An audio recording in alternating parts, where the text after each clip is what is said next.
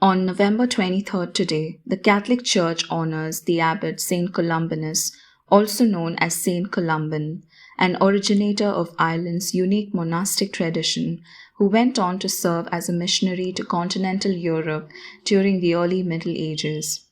Despite their similar names and biographies, Saint Columbanus is not the same person as Saint Columba of Iona, another monk from Ireland who spread the faith abroad and lived during the same time period.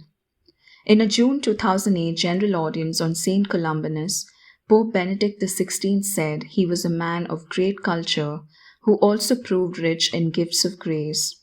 The Pope recalled him as a tireless builder of monasteries as well as an intransigent penitential preacher who spent every ounce of his energy on nurturing the Christian roots of Europe, which was coming into existence.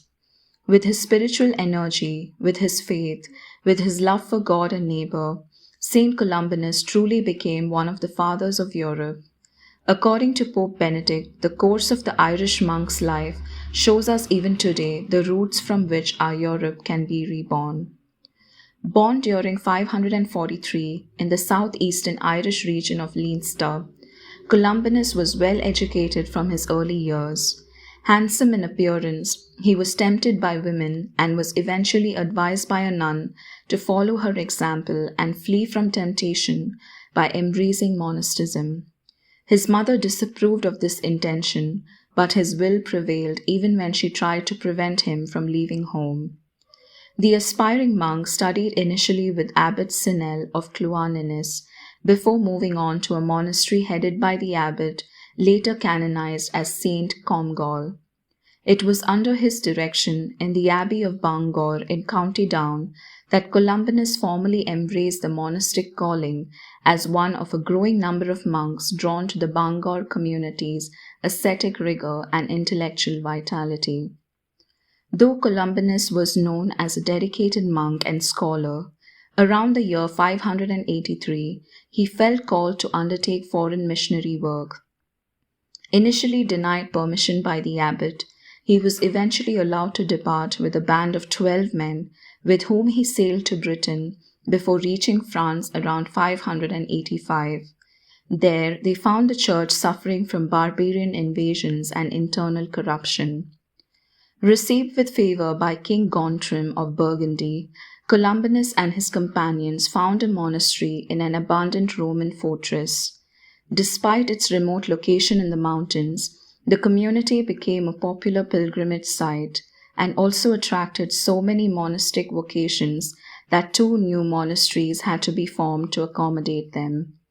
These monastic communities remained under Columbanus's authority, and their rules of life reflected the Irish tradition in which he had been formed.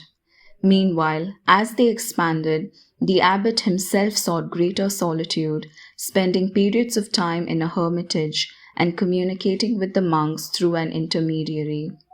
As heirs to the Irish monastic tradition, Columbanus and his monks ran into differences with the bishops in France, partly over the calculation of the date of Easter.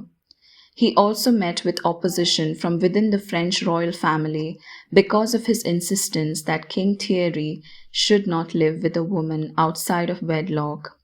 He had been urged to do so by his grandmother Queen Brunhild, who thought a royal marriage would threaten her own power.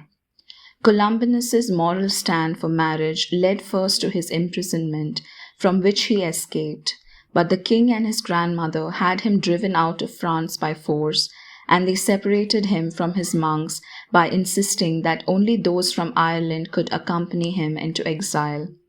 This group traveled and evangelized in present-day Germany, though political circumstances eventually forced them to cross the Alps into northern Italy. Welcomed by the ruling Lomlords, Columbanus nonetheless found the Italian church troubled by heresy and schism. The monk wrote against the Arian heresy, which claimed that Christ was not God but only a highly exalted creature, and asked Pope Saint Boniface IV to help restore the unity of the Church in the region. Columbanus himself was involved in a theological dispute with Pope Boniface, but he remained bound to the chair of Peter and acknowledge the Pope's authority. Having received a grant of land from the Lombard king, Columbanus founded his last monastery in the town of Bobbio during 614. Although Saint Columbanus died on November 23rd of the following year, the abbey at Bobbio remained a center of theological orthodoxy and cultural preservation for centuries afterwards. Having heard about the life of Saint Columbanus, let us in our own lives get inspired by him and all together say, Saint Columbanus, pray for us.